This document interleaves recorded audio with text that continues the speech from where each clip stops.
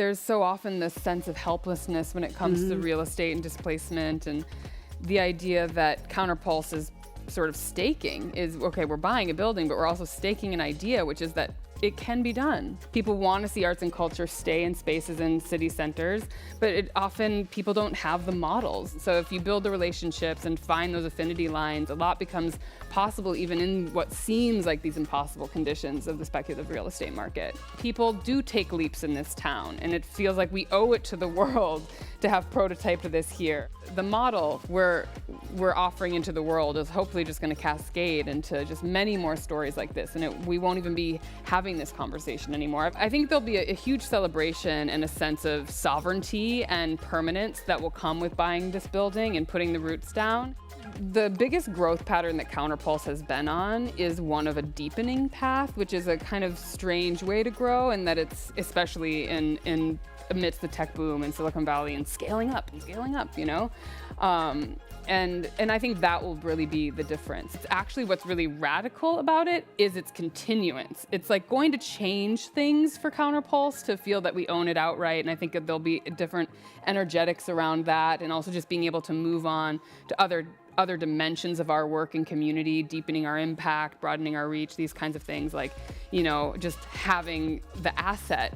Once the building is bought and the deed restriction is in place, it's just going to feel like all this work that all these people who've really cared about this building being for the arts then just gets planted in the ground as a seed. Like, there's nothing that can happen to it. I often, you know, like, feel humbled to be able to do something that's so much bigger than myself, both in terms of setting the roots and the tenderloin for CounterPulse and ensuring a permanent space for experimental arts, but also having raised this capital that will continually be recycled back into other people's real estate projects is just a huge honor.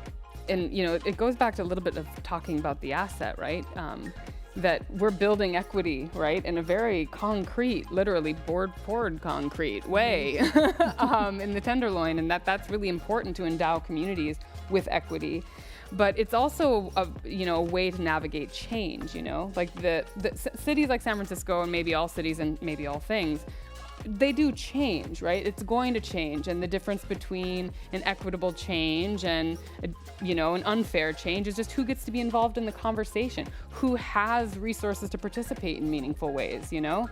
And CounterPulse is sort of modifying the answer to that question. And we actually have just redesigned and re-engineered some ways that the arts can be involved in neighborhood and community development. And that's really important because, you know, San Francisco needs some answers to that question. I think we've all seen a lot of neighborhoods change in ways that, you know, feel bland, and like a lot of really important things were lost. Like, there's a lot of people in this town who do actually care about San Francisco being cool, and giving them a viable opportunity to enact that value is what we've done.